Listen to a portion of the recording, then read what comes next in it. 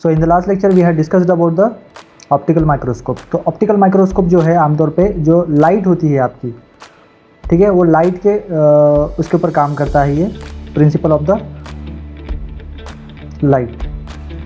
अब यहाँ पे एक लाइट सोर्स रहेगा, उस लाइट सोर्स से जो लाइट इमिट होगी वो जाएगी आपके रिफ्लेक्टर के ऊपर, और फिर वहाँ से जो स्पेसिमेन हमने रखा है यहाँ पे उसके ऊपर वो जो है उसको ग्लो करेगी या फिर उसको क्लियर करके हमको विजिबल कराएगी। ये हमारा आई पीस है। अब यहाँ पे क्या करते हैं, ये देखने के लिए हम लोग मैग्नीफाइंग ग्लास का इस्तेमाल करते हैं। ओके, अब जो दूसरा टाइप आज हम पढ़ने वाले हैं वो है आपका electron microscope. So instead of the light, now what we are going to do, we are going to use the electrons to see the specimen, to observe the microscopic structure of the specified specimen। अब specified specimen किसको बोल रहे हैं, हमारा object जो है, object को ही हम लोग यहाँ पे स्पेसिमेन बोल रहे हैं, ठीक है। तो अब यहाँ पे आपके एक इलेक्ट्रॉन गन रहेगी जिसमें से आपके जो है ये इलेक्ट्रॉन बीम्स इमिट होंगे। ये सोर्स है आपका इलेक्ट्रॉन का, यहाँ से ये इमिट होंगे, इमिट होके कहाँ पे जाएंगे, डायरेक्टली स्पेसिमेन के ऊपर जाएंगे, हमारे ऑब्जेक्ट के ऊपर जाएंगे। अब यहाँ पे इसके बीच में क्या लगा है, देखो एक कंडेंसर लेंस कॉइल लगा हुआ है जो कंडेंस करने का काम करेगा, एक जगह पे कॉन्सेंट्रेट करने का काम करेगा, बीम्स को जो है एक जगह पे रखेगा। देन स्कैनिंग कॉइल एक है जो स्कैन करेगी कि वो कंडेंस हो गए कि नहीं हो गए।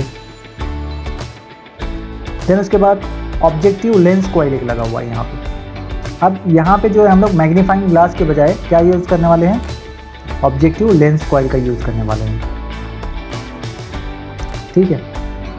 देन उसके बाद अब स्पेसिमेन में ये इलेक्ट्रॉन के बीम्स आ गए, इसको स्ट्राइक कर दिया, स्ट्राइक करने के बाद वो कहाँ जाते हैं, सेकेंडरी इलेक्ट्रॉन डिटेक्टर के ऊपर जाते हैं। देन फिर यहाँ से निकल के, इस सरफेस से निकल के आपकी जो डिस्प्ले के ऊपर नज़र आएंगे। जो माइक्रोस्कोपिक व्यू है आपका, ये डिस्प्ले के ऊपर आपको यहाँ पे नज़र आएगा इलेक्ट्रॉन बीम्स की मदद से। अब ये क्या कैसे काम करता है या फिर इसका कंस्ट्रक्शन किस तरीके से है। सो इलेक्ट्रॉन्स का इस्तेमाल हो रहा है इसमें माइक्रोस्कोपिक स्ट्रक्चर को देखने के लिए या फिर माइक्रोस्कोपिक व्यू देखने के लिए। देन उसके बाद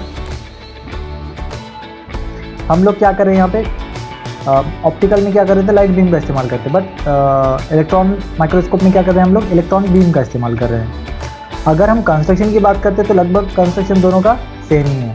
क्या डिफरेंस है दोनों में, पहले जो था आपका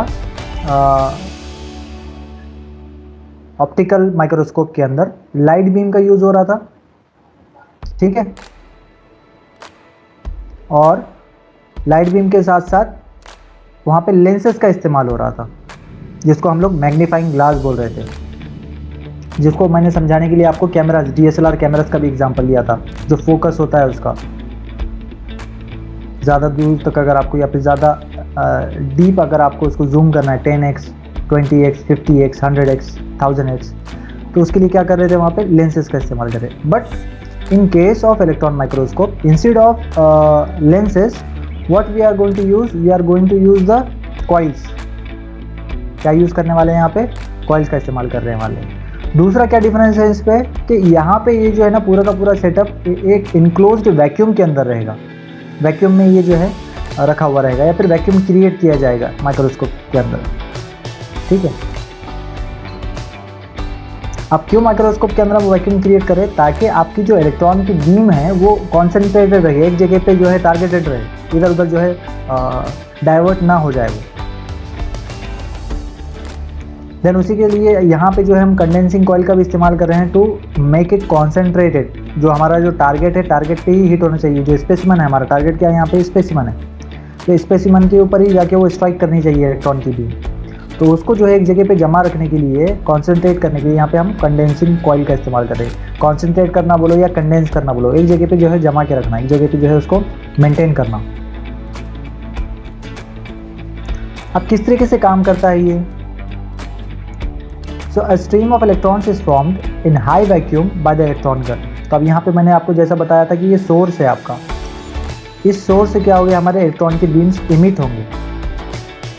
ठीक है, अब यहाँ से जब इमिट हो गए तो इंटेंसिटी कैसी रहेगी उसकी, एकदम हाई रहेगी at the source.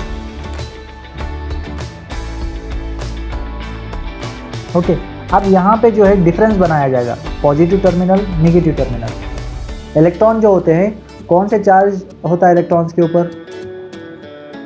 Negative charge होता है। नेगेटिव। हाँ, वेरी गुड। अब वो क्या होंगे, पॉजिटिव चार्ज की तरफ अट्रैक्ट होंगे, है ना। नेगेटिव चार्ज है तो ऑब्वियसली क्या होगा, पॉजिटिव चार्ज की तरफ अट्रैक्ट होंगे। तो हम क्या करेंगे, हमारा जो दूसरा एंड है उसको क्या करेंगे, पॉजिटिव बना लेंगे, जिसके स्पेसमैन को क्या करेंगे, पॉजिटिव टर्मिनल बना लेंगे, जिसकी वजह से क्या होगा, आपके जितने भी इलेक्ट्रॉन्स है वो पॉजिटिव टर्मिनल की तरफ जो है वो मूव करने लगेंगे। पहला तो ये कर दिया हमने। दूसरा क्या कर रहे हैं हम लोग यहाँ पे, the accelerated primary electrons are made incident on the specimen through the condenser lens coil and scanning coil।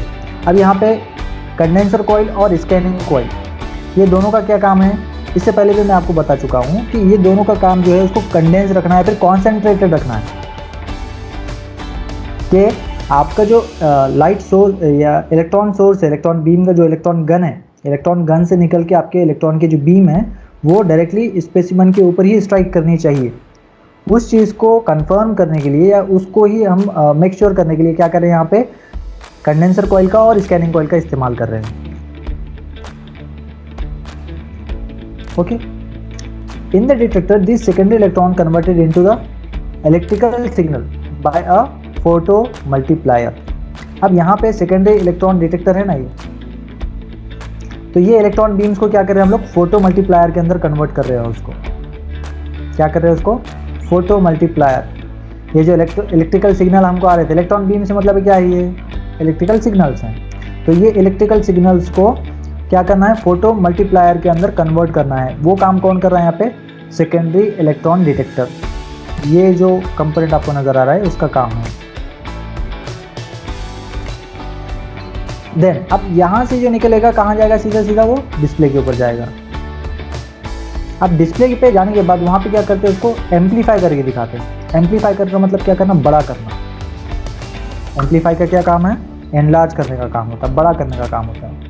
तो एम्पलीफाई करके यहाँ पे जो है आपको डिस्प्ले के ऊपर वो माइक्रोस्कोपिक व्यू नज़र आता है। तो इस तरीके से हम लोग इलेक्ट्रॉन्स का या इलेक्ट्रॉन बीम का भी इस्तेमाल कर सकते हैं माइक्रोस्कोपिक व्यू देखने के लिए। तो इस टाइप का जो माइक्रोस्कोप होता है उसको बोला जाता है इलेक्ट्रॉन माइक्रोस्कोप। आमतौर पे थोड़ा सा कम ही देखने को मिलता है, ठीक है, उतना ज़्यादा जो है इसका जो है यूज़ नहीं है डे टू डे लाइफ के अंदर। मतलब जैसा फिजिक्स के लेबोरेटरी वगैरह में अगर आप देखोगे तो ऑप्टिकल माइक्रोस्कोप आपको आसानी से मिल जाएगा। ये इलेक्ट्रॉन माइक्रोस्कोप को थोड़ा सा कम ही प्रेफर किया जाता है, बिकॉज इसके अंदर क्या है कि आपको वैक्यूम के अंदर जो है इसको सारी चीज़ें ऑपरेट करनी होती है या फिर वैक्यूम क्रिएट करना होता है इलेक्ट्रॉन माइक्रोस्कोप के अंदर, तो वो थोड़ा सा डिफ़िकल्ट हो जाता है। That's why it is not preferred in most of the applications. तो अगर हम दोनों में कंपेयर करेंगे ऑप्टिकल माइक्रोस्कोप और इलेक्ट्रॉन माइक्रोस्कोप में, तो ऑप्टिकल माइक्रोस्कोप को ज़्यादा वैल्यू दिया जाता है या ज़्यादा प्रेफरेंस दिया जाता है उसको। नाउ अब सैंपल प्रिपरेशन। सैंपल किसको बोलते हैं, ब्लड टेस्ट के लिए गए ना आप लोग, ब्लड टेस्ट देते हैं, है ना, ब्लड निकाल के देते हैं ना आपके बॉडी से, तो उसको क्या बोलते हैं हम लोग, ब्लड सैंपल। जिसके ऊपर क्या करना है, स्टडी करना है, रिसर्च करना है कि कौन सा ग्रुप है या उसके अंदर क्या हीमोग्लोबिन कम हो गया है, WBCs रेड ब्लड जो है कार्पोसेल्स उसके अंदर कम हो गए, या RBCs कम हो गए, या WBCs कम हो गए, वाइट ब्लड कार्पोसेल्स कम हो गए, या जो है आपके ब्लड कार्पोसेल्स कम हो गए। तो ये जो है ना, या फिर उसके अंदर जो है सॉल्ट की क्वांटिटी कितनी है, तो ये सारी चीज़ें जो है उसमें बहुत सारी चीज़ें होती है ब्लड सैंपल के अंदर जो जिसको टेस्ट किया जाता है। तो उसको क्या बोलते हैं हम लोग, सैंपल बोलते हैं। जो आपकी बॉडी से निकाला जाता है ना, एक छोटी अमाउंट में ब्लड जो निकालते हैं उसको क्या बोलते हैं हम लोग, ब्लड सैंपल। उसी तरीके से अब उसको सैंपल क्यों बोल रहे हैं, बिकॉज उस ब्लड के ऊपर अभी क्या करना है, स्टडी करना है, उसके ऊपर डिफरेंट टेस्ट परफॉर्म करने हैं, ताकि उसको जो है पैरामीटर्स के अकॉर्डिंगली वेरीफाई किया जा सके, क्रॉस चेक किया जा सके कि उसके अंदर क्या चीज़ कितनी क्वांटिटी में है, कितने अमाउंट में है। उसी तरीके से जो मटेरियल्स होते हैं, मटेरियल के ऊपर भी जब रिसर्च की जाती है, फिर उसका माइक्रोस्कोपिक व्यू ऑब्जर्व किया जाता है, या फिर उसका जो है हमको अगर उसका कंपोजिशन पता करना है, तो एक छोटा पार्ट हम उसको कट करके निकालेंगे, बहुत बड़े पार्ट या बहुत बड़े पीस वर्क पीस का जो है हम स्टडी नहीं कर सकते हैं। अगर आपके पास बड़ा पीस भी है वो जॉब का या वर्क पीस का, उसमें से क्या करेंगे, एक छोटा सा स्मॉल पार्ट हम कट करके निकालेंगे और उसको स्पेसिमन बोलेंगे, ये सैंपल बोलेंगे। अब ये सैंपल या स्पेसिमन किस तरीके से प्रिपेयर किया जाता है, इसमें क्या है, कुछ एक ऑपरेशन है, नंबर ऑफ ऑपरेशन है। सबसे पहले क्या है, सेक्शनिंग। सेक्शनिंग किसको बोलेंगे कि अगर आपके पास मान लीजिए कि बहुत बड़े साइज का वर्क पीस है, उसकी आपको स्टडी करना है, तो सबसे पहले क्या करना पड़ेगा, हमको कट करके एक छोटा पार्ट निकालना पड़ेगा या उसको कट करना है, कटिंग ऑपरेशन, तो उसको बोलेंगे हम लोग सेक्शनिंग। ठीक है, कट करके निकालेंगे तो कौन से साइड से हम उसको ऑब्जर्व करेंगे, जिस पोर्शन से कट किया गया है, जो एक रहेगा फ्रंट फेस रहेगा जो already expose to the atmosphere था, और दूसरा जो एंड रहेगा या दूसरा जो साइड रहेगा वो हमने जस्ट अभी कट किया है। तो जो पार्ट को जस्ट अभी हमने कट किया है उसके ऊपर हम क्या करेंगे, वहाँ पे उसको ऑब्जर्व करेंगे या उसके ऊपर स्टडी करेंगे, उसके ऊपर टेस्ट परफॉर्म करेंगे। उसको हम लोग सेक्शनल व्यू भी बोल सकते हैं। अभी आप लोग MW में पढ़ रहे होंगे कि एक होता है front view, side view, top view, और एक होता है सेक्शनल व्यू। तो सेक्शनल व्यू किसको बोलते हैं, अगर हम हमारा जो जॉब है या वर्क पीस है उसको अगर हम कट कर देते हैं, चाहे वो बीच में से रहो, ठीक है, हाफ में से कर रहे हो, या फिर किसी भी पार्ट, एक छोटा सा सेक्शन भी अगर हम वहाँ से कट करें, छोटा सा पार्ट भी अगर हम उसको कट करें, तो उसको क्या बोलेंगे हम लोग, सेक्शनल व्यू। उसको हैशिंग से जो है रिप्रेजेंट किया जाता है, हैच करते हैं आप उसको। उसी व्यू को, उसी साइड को क्या करेंगे, हम उसको ऑब्जर्व करेंगे, तो इसको बोलते हैं हम लोग सेक्शनिंग। देन उसके बाद सेकंड जो स्टेज है वो है आपकी माउंटिंग। अब माउंटिंग में क्या है, इसको पहले क्या करेंगे हम लोग, यहाँ पे जो सरफेस है उसको पॉलिश करेंगे, ग्राइंड करेंगे, उसको स्मूथ बनाने की कोशिश करेंगे।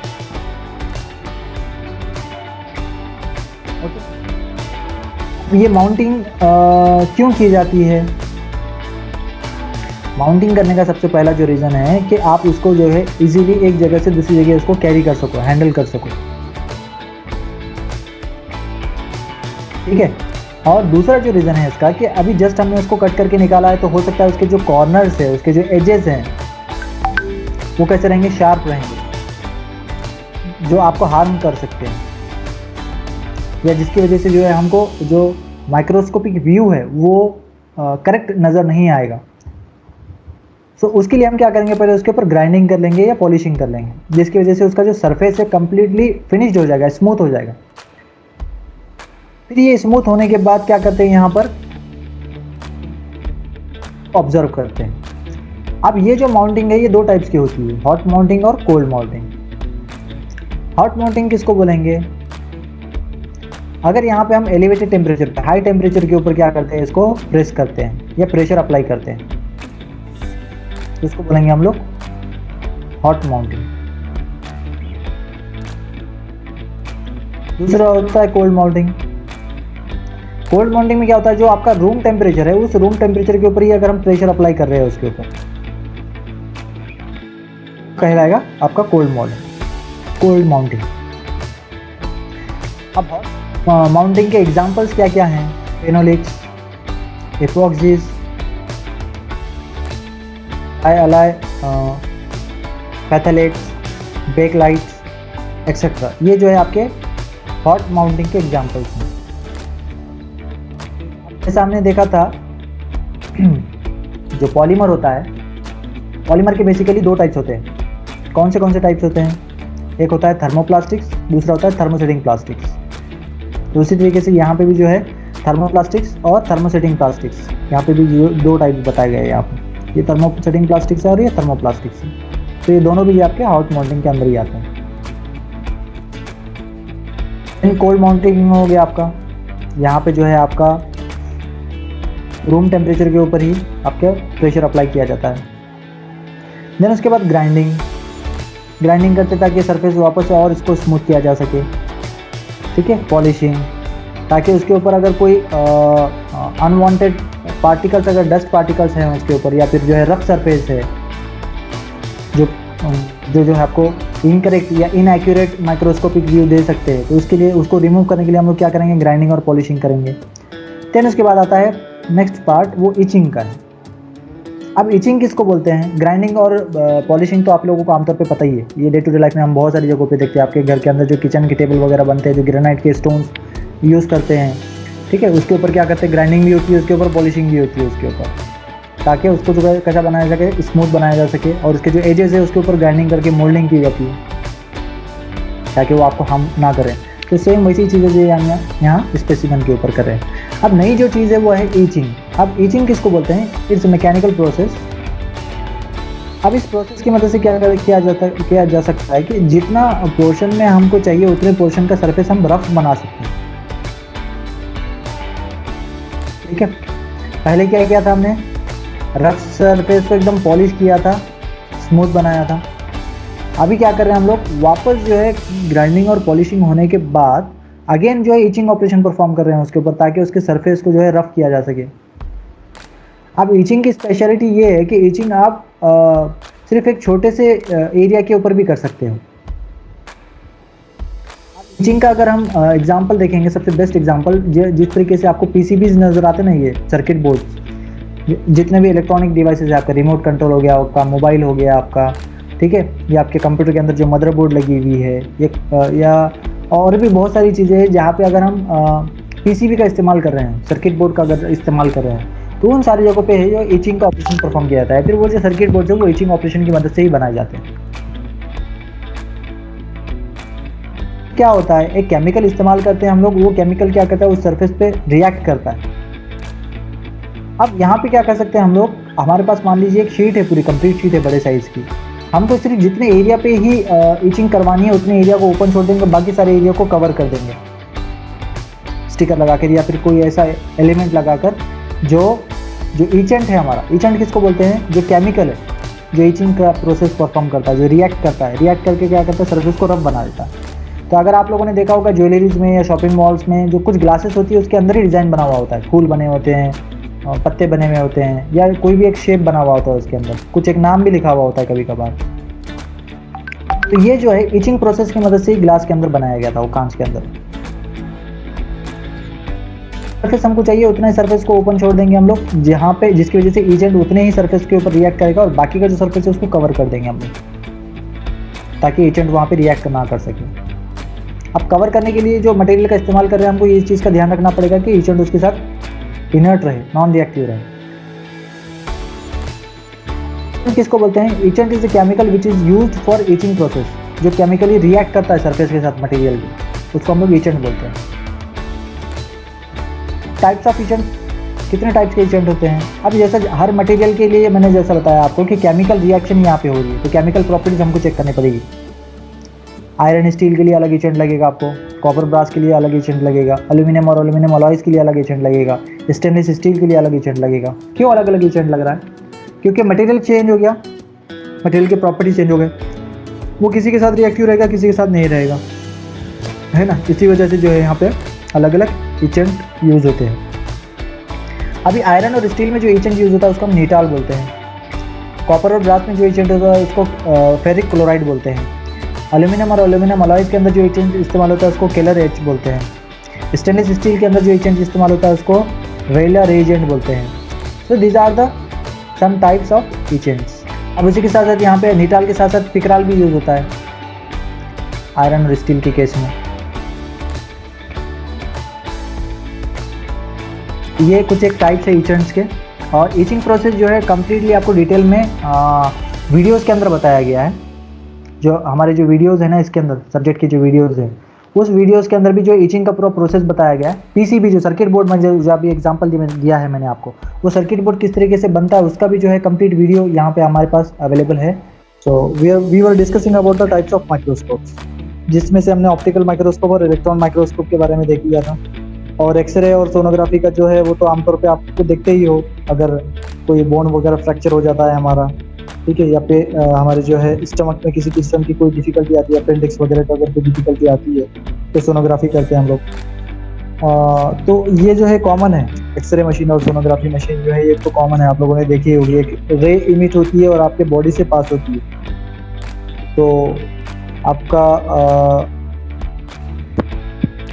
जो बोन्स होती हैं वो बोन्स में से पास नहीं होती, बाकी बॉडी बॉडी के जो ऑर्गन्स हैं उनमें से वो रेज पास हो जाती है।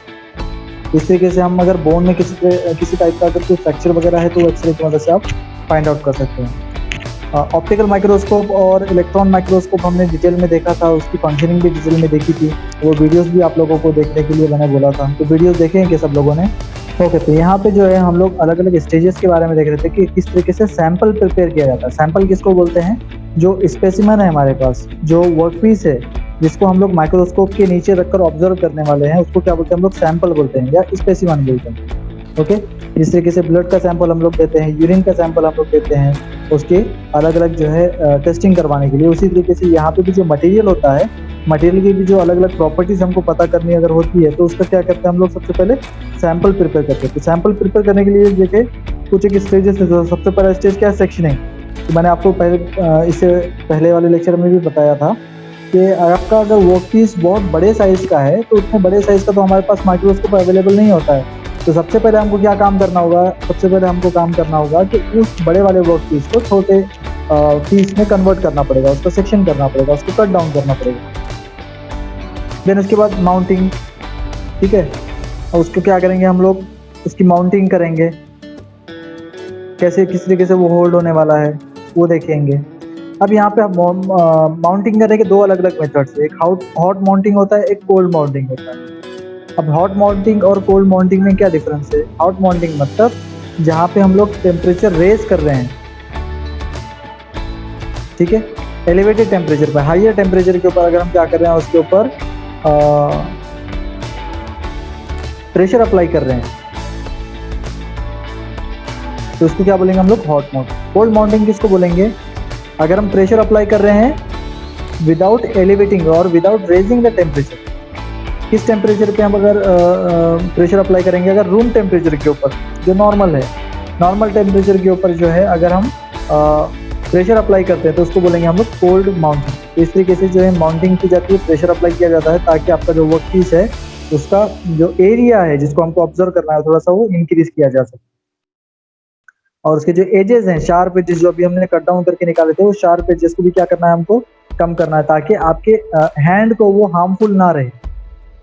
वरना क्या होता है, जो बर होता है उसके कॉर्नर्स पे जो लगे हुए चिप्स वगैरह होते हैं वो आपके हाथ में चुभ सकते हैं, जिससे आपको नुकसान हो सकता है। तो उससे बचाने के लिए माउंटिंग के ऑपरेशन परफॉर्म करते हैं। तो माउंटिंग दो तरीके है, माउंटिंग करने के दो तरीके हैं, हॉट माउंटिंग और कोल्ड माउंटिंग। देन उसके बाद ग्राइंडिंग, ताकि जो सरफेस है वर्कपीस का उसको स्मूथ बनाया जा सके। देन उसके बाद पॉलिशिंग। अब ये पॉलिशिंग क्यों करते हैं हम लोग? स्मूथ तो बना दिया, अभी स्मूथ के आगे और बढ़ना है हमको। कैसा बनाना है सरफेस को? मिरर लाइक सरफेस बनाना है। अगर आप उसके अंदर कोई चीज़ देखते हो या अपना चेहरा देखते हो तो वो चेहरा नज़र आना चाहिए, तो उसको बोलेंगे हम लोग क्या? Mirror like surface. तो मिरर लाइक सरफेस बनाने के लिए भी पॉलिशिंग की जाती है। देन पॉलिशिंग करने के बाद एक ऑपरेशन परफॉर्म किया जाता है जिसको बोलते हैं हम लोग ईचिंग, ठीक है। ईचिंग मतलब ईच करना मतलब क्या होता है? आमतौर पर खुजाना होता है, ठीक है। ईच गार्ड वगैरह का ऐड आप लोगों ने देखा ही होगा, तो उसी से बनाई है ईचिंग वर्ड। तो ईचिंग करना मतलब क्या करना है? जितने सरफेस को आपको रफ बनाना है उतने सरफेस को क्या करेंगे आप? अनकवर्ड रखेंगे, खुला रखेंगे, और बाकी का जो रिमेनिंग सरफेस है उसको सबको क्या कर देंगे हम लोग? कवर कर देंगे, प्रोटेक्ट कर देंगे, शील्ड अप्लाई कर देंगे उसको। और जितना अनकवर्ड पोर्शन है उसको क्या करेंगे? केमिकल के कांटेक्ट में लेकर आएंगे। जो भी आपके पास केमिकल है, जो रिएक्टिव केमिकल होता है, अप्रोप्रिएट अभी वहाँ पे सेलेक्ट करना पड़ेगा अकॉर्डिंग टू द मटेरियल। कौन सा मटेरियल किसके साथ केमिकली रिएक्ट करता है, बस वही टाइप के आपको केमिकल्स यहाँ पे सेलेक्ट करने होंगे। देन फिर वो केमिकल्स क्या करेंगे हम लोग? हमारे वर्कपीस के ऊपर डालेंगे। तो जितना पोर्शन खुला है, जितना एरिया खुला है, उतने एरिया पे क्या हो जाएगा? सरफेस रफ हो जाएगा, और बाकी जो भी एरिया कवर किया हुआ था वो कवर की हुई एरिया पे जो है कोई इफेक्ट नहीं होगा, वो स्मूथ रहेगा, पॉलिश किया हुआ, ग्राइंड किया हुआ जैसा था वैसे ही मिरर लाइक जो है फिनिशिंग वहाँ पे मिलेगी। ओके, तो this is all about your itching process. अब ईचिंग प्रोसेस परफॉर्म करने के लिए हम क्या लगते हैं? ईचेंट लगते हैं। The medium which is used for etching process is called as etchant. तो ये एजेंट जो होते हैं मटेरियल टू मटेरियल चेंज होते हैं, वेरी करते हैं।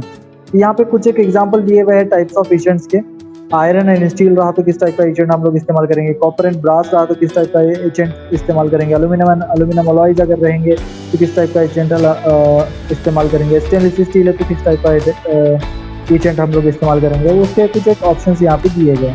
तो सबसे पहले ऑप्शन में अगर हम देखते हैं, बात करते हैं आयरन एंड स्टील की, तो आयरन एंड स्टील अगर ये मटेरियल आपके पास है और इसको आपको क्या करना है, इचिंग प्रोसेस करवाना है, तो यहाँ पे जो इचेंट इस्तेमाल होता है वो निटाल या फिर पिकराल, दोनों में से कोई भी हम इस्तेमाल कर सकते हैं।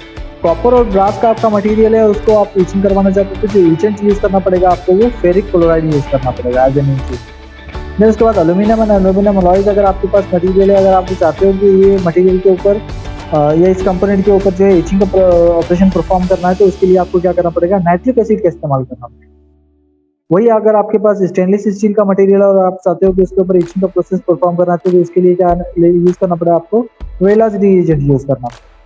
तो these are the some examples of the etchant, कौन सा इचेंट जो है किस तरीके से कौन से टाइप के मटेरियल के ऊपर कारागर है या काम करता है, तो यहाँ पे बताया गया है। फिर उसके बाद आते हैं प्रॉपर्टी ऑफ द मटेरियल या प्रॉपर्टी ऑफ द मेटल्स। तो मेटल्स किसको बोलेंगे, ऐसे मटेरियल जो आसानी से अपने शेयर इलेक्ट्रॉन्स को क्या करते हैं, शेयर करते हैं to make the metallic bonds are called as metals. अब यहाँ पे जो है मटेरियल जो होता है वो अलग अलग टाइप का होता है। फॉर एग्जांपल यहाँ पे एक कार का बॉडी बताया गया है, कार बताई हुई है। अब कार के अंदर देखो अलग अलग मटेरियल का इस्तेमाल हो रहा है, यहाँ पे सिर्फ और सिर्फ मेटल की बनी हुई कार नहीं है, मेटल के साथ साथ प्लास्टिक भी है, ग्लास भी है, स्टील भी है, रबर कंपोजिट भी है, ठीक है। ये सारी चीज़, एल्यूमिनियम है, एल्यूमिनियम अलॉयज है, स्टील है, स्टील अलॉयज है, ये सारे जो है कंपोनेंट इसके अंदर इस्तेमाल होते हैं। ओके, और इन सब के कॉम्बिनेशन से आपकी कार मैन्युफैक्चर होती है। तो सिर्फ एक मटेरियल के ऊपर पूरा कार का मैन्युफैक्चरिंग डिपेंड नहीं है, कार की मैन्युफैक्चरिंग जो है अलग अलग जो है मटेरियल से की जाती है, अलग अलग पार्ट को अलग अलग मटेरियल से बनाया जाता है, ठीक है। जो जिस तरीके से उसके ऊपर फोर्सेस एक्ट होने वाले हैं, जिस तरीके से उसके ऊपर जो है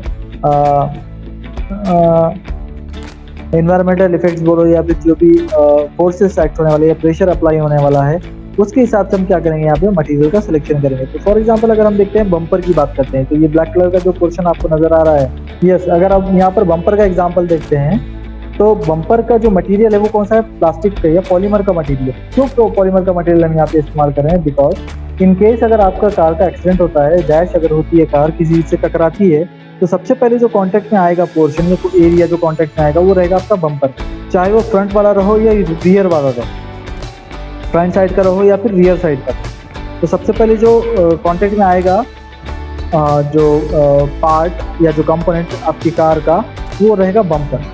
अगर आपका डैश अगर लग रहा है, आपकी कार जो है वो स्लो स्पीड में मूव हो रही थी और स्लो स्पीड में किसी से अगर टकरा रही है, तो ये प्लास्टिक का अगर मटेरियल हम यूज़ करेंगे या फिर पॉलीमर का अगर हम मटेरियल यहाँ पे यूज़ करते हैं, तो क्या होगा, इसके अंदर परमानेंट डिफॉर्मेशन नहीं आएगा। तो अभी यहाँ पे देखो, सबसे पहले जो पार्ट कांटेक्ट में आएगा अगले वाले किसी सरफेस के साथ या फिर जो है किसी दूसरे कार के साथ, तो क्या रहेंगे, बम्पर्स रहेंगे आप, ठीक है। बम्पर्स ये यहाँ पे जो लगे होते हैं ना, ब्लैक कलर के या ग्रे कलर के जो लगे होते हैं आपके कार के अंदर, आप लोगों ने देखे होंगे, ये बम्पर्स होते हैं।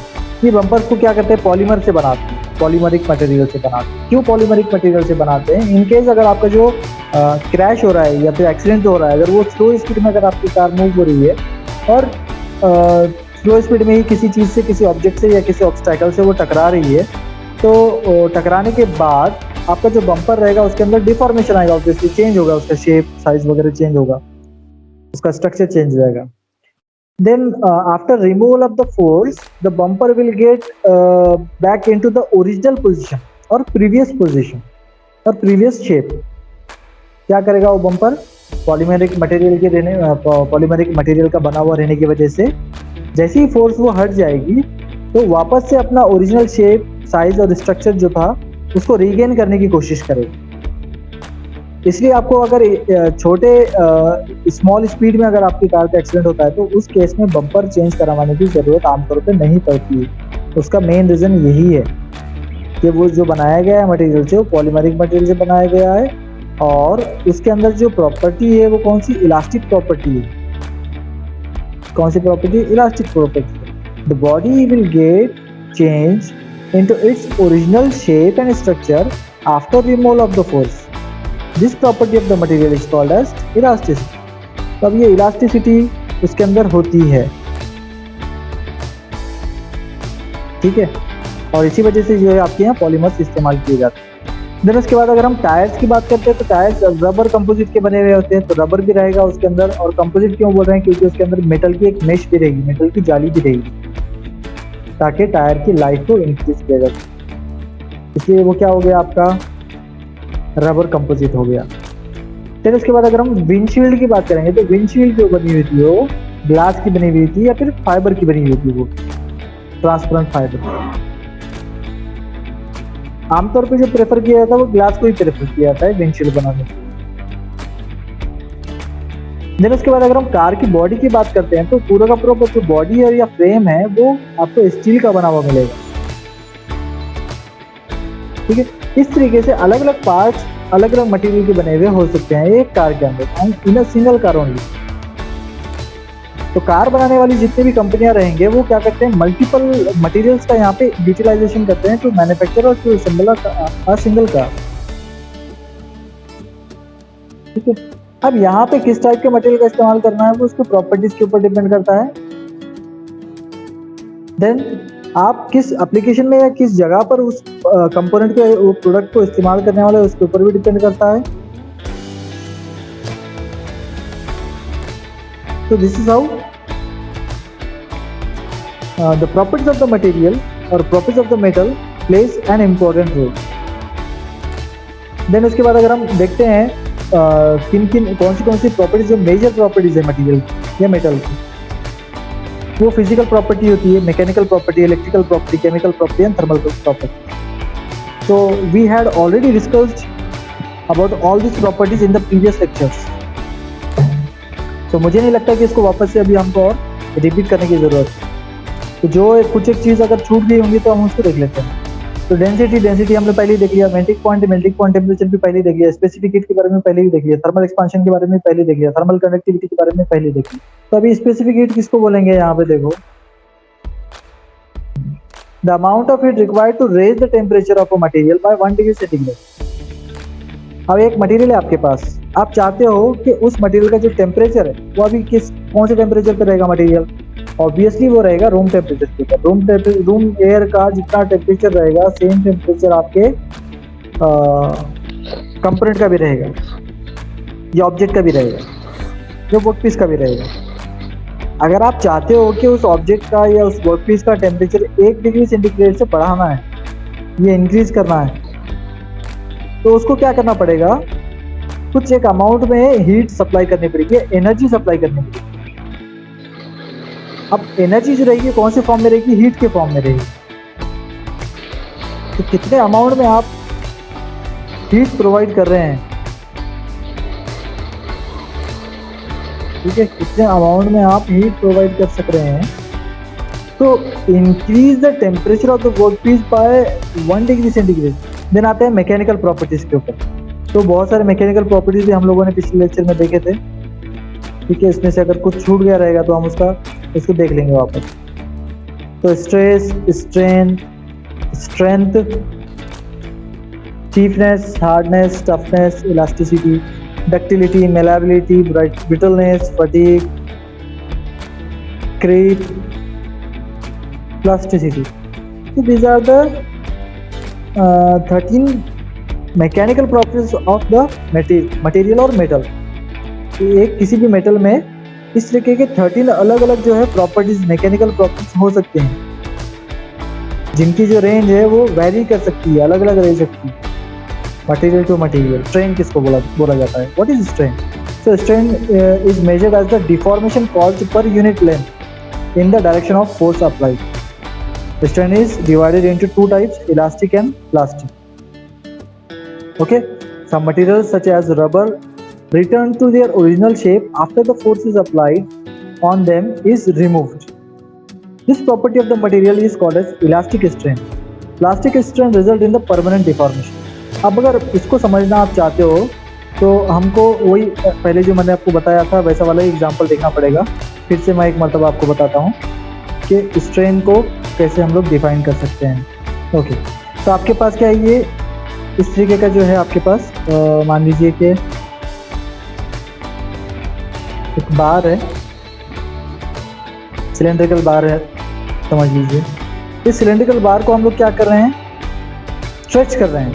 लॉन्गिट्यूडनल फोर्स अप्लाई कर रहे हैं। कौन सी फोर्स अप्लाई कर रहे हैं यहाँ पे? लॉन्गिट्यूडनल फोर्स, स्ट्रेच कर रहे हैं, उसको खींच रहे हैं। और एक दूसरी फोर्स होती है, उसको क्या बोलते हैं हम लोग? Compressive force. वो भी मैं दिखाता हूँ आप लोगों को। ओके, अब यहाँ पे आप देखिए, आपके पास दो अलग अलग टाइप के जो है फोर्सेस अप्लाई कर रहे हैं। बार सेम ही है, डायमीटर सेम ही है, ठीक है, लेकिन उसके ऊपर जो फोर्स एक्ट हो रही है वो अलग अलग फोर्स है। अभी यहाँ पे अगर हम लॉन्गिट्यूडनल फोर्स अप्लाई करते हैं, ये आपकी लॉन्गिट्यूडनल फोर्स है, स्ट्रेच अगर हम कर रहे हैं उसको, तो क्या होगा? इसका ये जो बार है, इसका जो क्रॉस सेक्शनल एरिया है, क्रॉस सेक्शनल एरिया किसको बोलेंगे? ये वाला पोर्शन, इसको बोलेंगे क्रॉस सेक्शनल एरिया। यहाँ से यहाँ तक वाला जितना एरिया है उसको क्या बोलेंगे हम लोग? क्रॉस सेक्शनल एरिया या डायमीटर उसका।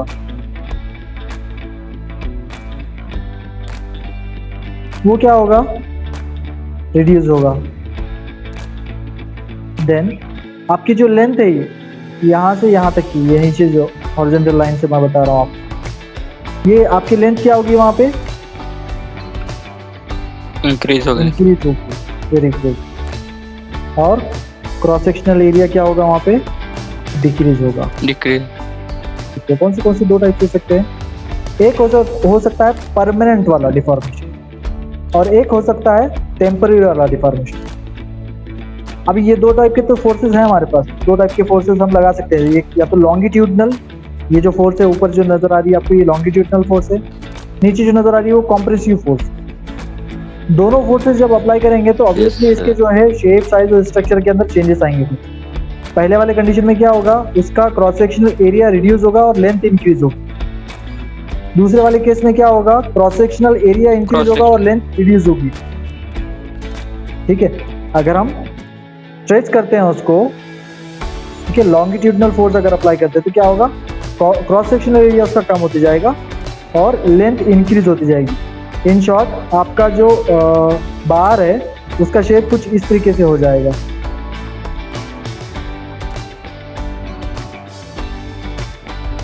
ओके, पहले वाले कंडीशन में। जबकि दूसरे वाले कंडीशन में क्या होगा? दूसरे वाले कंडीशन में आपको कुछ इस तरीके से मिलेगा रिजल्ट।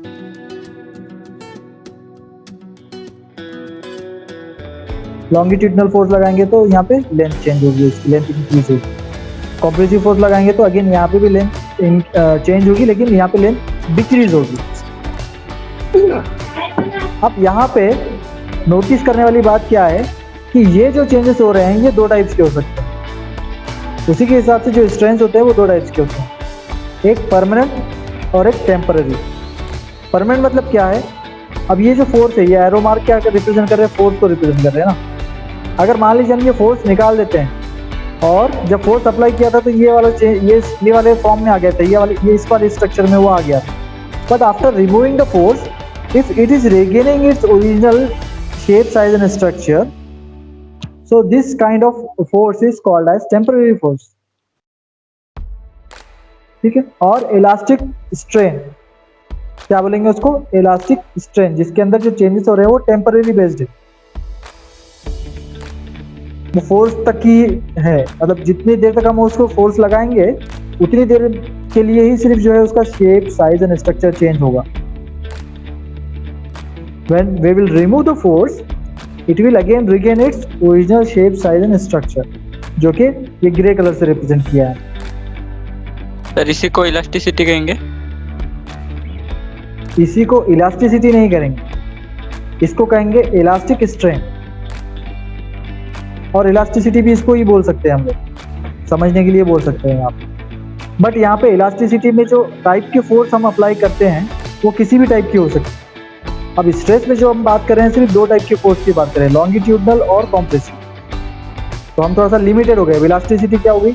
एक ब्रॉड चीज हो गई, but we have made us limited to the longitudinal force and compressive force only. इसको क्या बोल रहे हैं हम लोग? स्ट्रेन बोल रहे हैं। Getting it? Yes sir. Okay, yes sir. अब दूसरा टाइप की बात करते हैं। दूसरे टाइप में क्या होता है? जब हम फोर्स को रिमूव कर देते हैं उसके बावजूद आपका जो वर्क पीस रहेगा या जो मेटल पीस रहेगा वो अपने पुराने वाले शेप में नहीं आएगा, ठीक है। मान लीजिए ओरिजिनल में कैसा था, वो ग्रे कलर वाला था, ये ऊपर वाला सबसे टॉप वाला जहाँ पे मेरा कर्सर है अभी। और हमने क्या किया, इसके ऊपर लॉन्गिट्यूडनल फोर्स अप्लाई कर दिया, दोनों साइड से हमने उसको खींच दिया है, स्ट्रेच कर दिया है। और स्ट्रेच करने की वजह से उसका जो स्ट्रक्चर था वो कुछ इस तरीके से हो गया। ये ब्लू कलर की जो स्ट्रिप आपको नजर आ रही है जहाँ पे मेरा कर्सर है, इस टाइप से हो गया। और अभी क्या किया हमने, फोर्स को रिलीज कर दिया, फोर्स को रिमूव कर दिया। फोर्स को रिमूव करने के बावजूद वो अपने पुराने वाले शेप में नहीं जा रहा है, वो ऐसे ही हो गया इसका, ऐसे ही ब्लू वाले शेप को ही ऑक्यूपाई कर लिया उसने, वैसे ही रह गया है। जबकि हमने वहां से फोर्स भी हटा दी। तो इसको बोलेंगे हम लोग परमानेंट डिफॉर्मेशन। क्या बोलेंगे इसको? परमानेंट डिफॉर्मेशन या फिर प्लास्टिक स्ट्रेन। दूसरा वर्ड क्या है इसका? Plastic strain. तो these are the two types of strain, elastic strain and plastic strain. Elastic strain किसको बोलेंगे? जब हम फोर्स रिमूव कर देते हैं तो वापस अपनी पोजीशन में चले जाता है। प्लास्टिक स्ट्रेन किसको बोलेंगे? जब हम फोर्स रिमूव कर देते हैं उसके बावजूद भी जो है वो अपने ओरिजिनल शेप साइज स्ट्रक्चर में नहीं जाएगा, उसके अंदर जो चेंजेस आए रहे हैं फोर्स अप्लाई करने की वजह से वो परमानेंट है, हमेशा के लिए। आ रही है बात समझ में?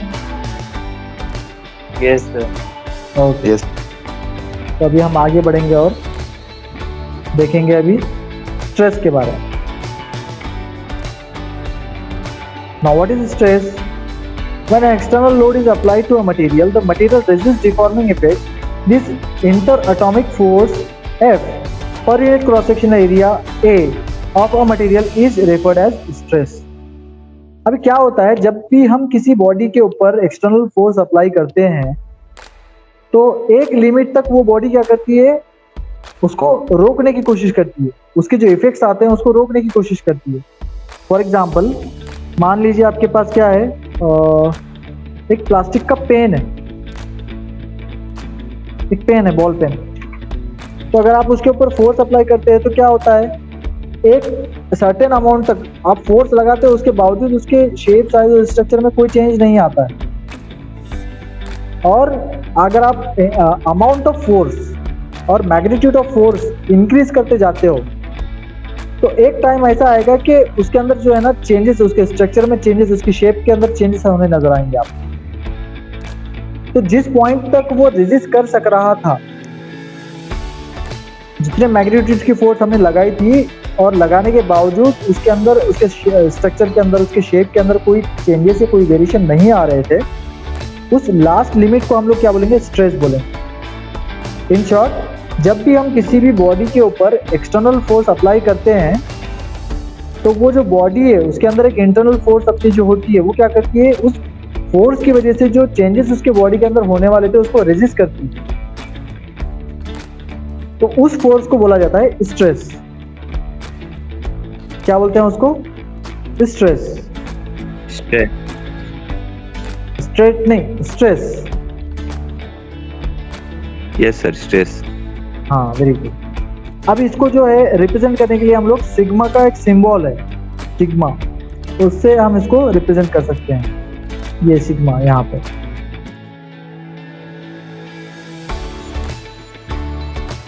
अब ये जो है sigma is equal to F by A. Now what is F? Force per Resisting unit force. Area.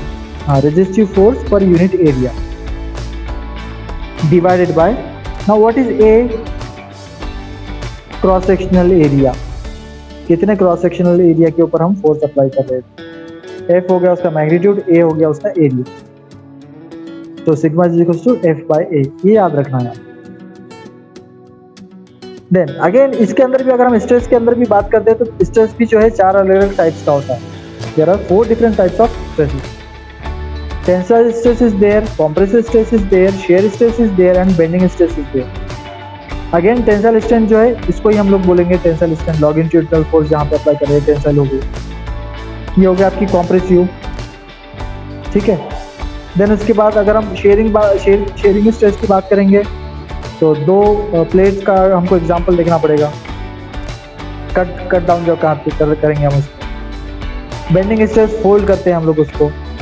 यहाँ पे मैं आपको जब दिखाने की कोशिश करता हूँ,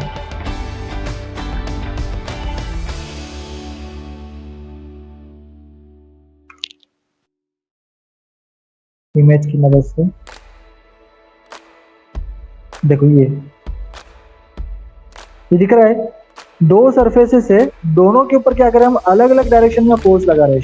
शेयरिंग मतलब आमतौर पे कट करना, एक मोटी मोटी नॉन टेक्निकल जबान में अगर आप समझना चाहते हैं उसको याद रखने के लिए, तो उसको बोलेंगे हम लोग कट करना। तो कट करते समय हम क्या करते हैं, आपके जो सीजर होती है, सीजर से क्या करते हो आप लोग, दो अपोजिट डायरेक्शन में फोर्स अप्लाई करते हैं। एक ऊपर से नीचे की तरफ एक्ट करती है, एक नीचे से ऊपर की तरफ एक्ट करती है। तो उसी तरीके से यहाँ पे शेयरिंग स्ट्रेस में भी होता है।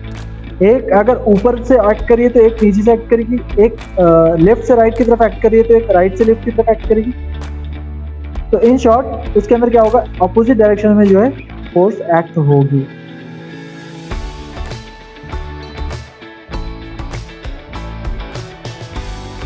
तो देखो यहाँ पे तीनों बताए गए आपको, टेंसाइल स्ट्रेंथ सबसे ऊपर, compressive strength, then shearing strength.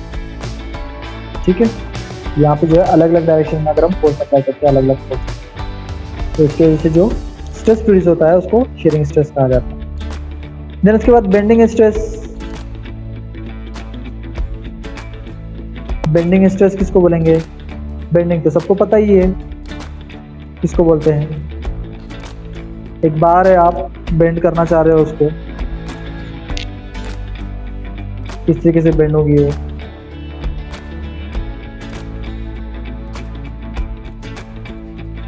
yes, this is all about the bending।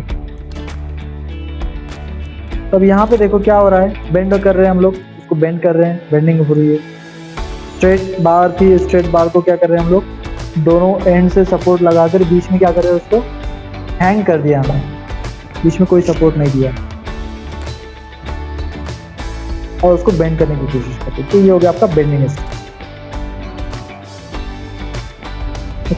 तो these are the 4 different types of stresses. अब ये देखो, ये टेंशन है, ठीक है, दोनों एंड से खींच रहे, ये कॉम्प्रेशन है, दोनों एंड से उसको कॉम्प्रेस कर रहे हैं। ये बेंडिंग स्ट्रेस है, देखो एक एंड फिक्स है, एक एंड फ्री है, और जो एंड फ्री है वहाँ से हम लोग फोर्स अप्लाई कर रहे हैं नीचे की तरफ। ये शेयरिंग स्ट्रेस है, यहाँ पे देखो 2 अलग अलग प्लेट्स लगी हुई है और दोनों को हम अलग अलग डायरेक्शन में उसको फोर्स अप्लाई कर रहे हैं। ठीक है, एक को अगर हम राइट टू लेफ्ट की तरफ स्ट्रेच कर रहे हैं तो दूसरे को क्या कर रहे हैं हम लोग, लेफ्ट टू राइट की तरफ स्ट्रेच कर रहे हैं। यहाँ पे इस वाले क्रिटिकल पॉइंट के ऊपर जो फोर्स एक्ट होगी वो शेयरिंग स्ट्रेस वाली फोर्स एक्ट होगी, और जिसकी वजह से ये रिजल्ट आपको मिल सकता है, शेयर हो सकता है वो। देन उसके बाद next property, next mechanical property की अगर हम बात करते हैं वो है स्ट्रेंथ।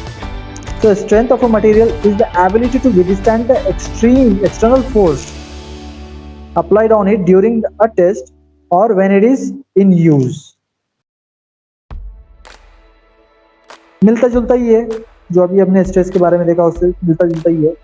किसको बोल रहे हैं स्ट्रेंथ, कि कितना फोर्स जो है वो विदस्टैंड कर सकता है, कितना फोर्स जो है वो सह सकता है। जब भी हम किसी भी बॉडी के ऊपर एक्सटर्नल फोर्स अप्लाई करते हैं तो वो कितना फोर्स बर्दाश्त कर सकता है, सह सकता है। उस एबिलिटी को, उस मटेरियल की उस एबिलिटी को हम लोग स्ट्रेंथ बोले।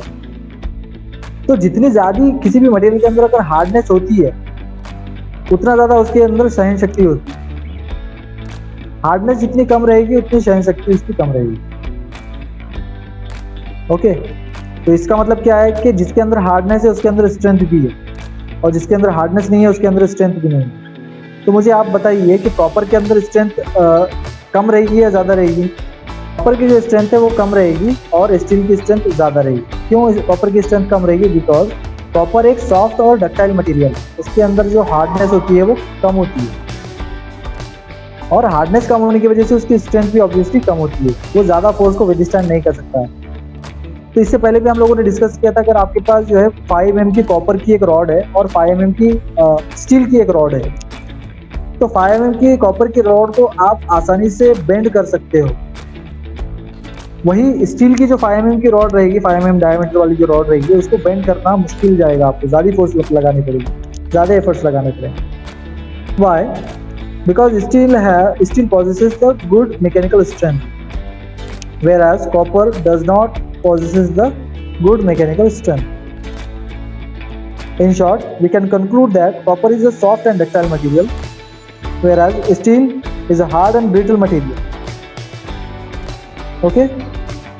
अब स्ट्रेंथ की जो देखो तीन अलग अलग टाइप्स के होते हैं, एक होती है टेंसाइल स्ट्रेंथ, एक होती है कॉम्प्रेसिव स्ट्रेंथ, एक होती है यील्ड स्ट्रेंथ। तो टेंसाइल स्ट्रेंथ और कॉम्प्रेसिव स्ट्रेंथ तो सेम ही, ये टेंसाइल स्ट्रेंथ होगी आपकी, ये कॉम्प्रेसिव स्ट्रेंथ। ना अब इसकी यील्ड स्ट्रेंथ किसको बोलते हैं वो देख लेते हैं हम लोग। जब आप यूनिवर्सल टेस्टिंग मशीन के ऊपर किसी भी मटेरियल की हार्डनेस को टेस्ट करने के लिए जाते हो, तो सबसे पहले ये जो स्ट्रेस स्ट्रेन डायग्राम होता है, इसके हिसाब से आप वहां पे चेक करोगे। अब यहाँ पे क्या है,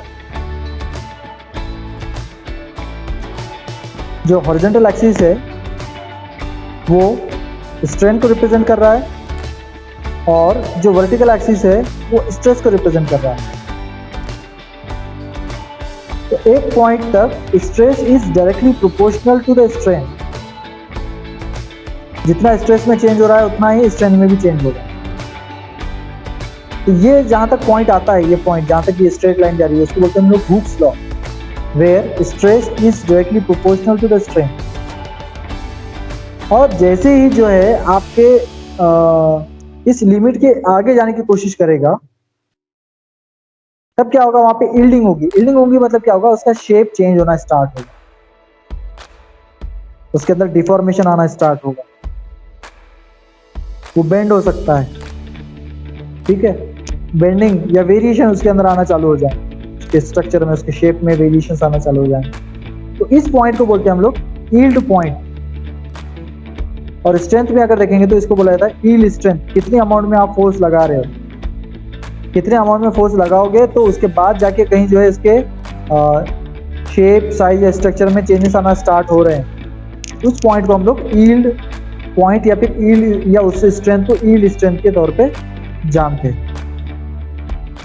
okay, yes sir. Okay, same वही आयरन कार्बन डायग्राम है, यहाँ पे बताया गया है। यहाँ पे प्रोपोर्शनल होता है, stress is directly proportional to the strain. और ये जो है ना law, where stress is directly proportional to the strain, this law is directed by the scientist Hooke, that's why it is also called as Hooke's law.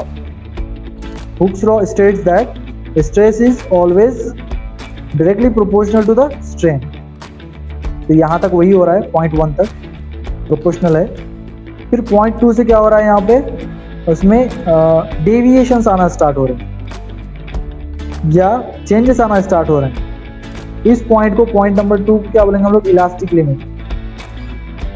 Elastic मतलब क्या है यहाँ पे, कि अगर मान लीजिए यहाँ से भी अगर हम फोर्स रिमूव कर देते तो आपका जो बॉडी है, मटेरियल है, ऑब्जेक्ट है, वो वापस अपना original shape, size, structure regain कर सकता है। बट अगर हम इसके बावजूद हमारी फोर्स की इंटेंसिटी को बढ़ाते जाएंगे, फोर्स का मैग्नीट्यूड को बढ़ाते जाएंगे, तो क्या होगा, उसके अंदर परमानेंट डिफॉर्मेशन आना चालू हो जाएगा। और इसी परमानेंट डिफॉर्मेशन को हम लोग बोलते हैं यील्ड पॉइंट या यील्ड स्ट्रेंथ।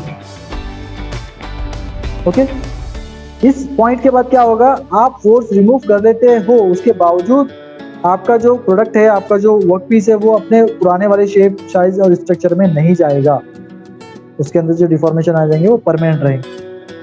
देन अगेन इसके बावजूद अगर आप फोर्स इस पे जो अप्लाई कर रहे हो, एक्सटर्नल फोर्स जो अप्लाई कर रहे हो, वो बढ़ाते ही जाते हो, उसका मैग्नीट्यूड, उसका अमाउंट बढ़ाते ही जाते हो, तो क्या होगा, एक पॉइंट नंबर 4 पर हम लोग पहुंच जाएंगे। पॉइंट नंबर 4 क्या है, अल्टीमेट स्ट्रेंथ और टेंसाइल स्ट्रेंथ। अब ये उसकी बर्दाश्त करने की सबसे मैक्सिमम लिमिट। इस लिमिट के बाद वो एक्सटर्नल फोर्स को और बियर नहीं कर पाएगा या फिर बर्दाश्त नहीं कर पाएगा। अगेन इसके बावजूद अगर हम हमारे मैग्नीट्यूड बढ़ाते हैं, फोर्स का, एक्सटर्नल फोर्स का जो है मैग्नीट्यूड अगर बढ़ाते हैं, इंटेंसिटी अगर बढ़ाते हैं, तो आपका जो प्रोडक्ट रहेगा, आपका जो ऑब्जेक्ट रहेगा या वर्कपीस रहेगा, वो टूट जाएगा, उसके अंदर फ्रैक्चर आ जाएगा। पॉइंट नंबर 5, ये फ्रैक्चर पॉइंट के नाम से जाना जाएगा। Point number 5, at this point your object will get break into small pieces, और it will break into 2 pieces और more than 2 pieces, whatever it may be. But anyhow यहाँ पे आपका जो है प्रोडक्ट क्या हो जाएगा, टूट जाएगा। अब 2 हिस्सों में भी टूट सकते हैं, 2 से ज्यादा हिस्सों में भी टूट सकता है। अगर 2 हिस्सों में टूट रहा है मतलब क्या होगा, हमारा प्रोडक्ट तो फेल हो गया ना वहाँ पे। तो पॉइंट नंबर क्या है आपका, फ्रैक्चर पॉइंट है, ठीक है।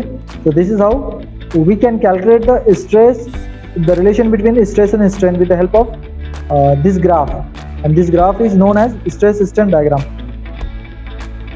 In this graph, horizontal axis represents the strain, whereas vertical axis represents the stress.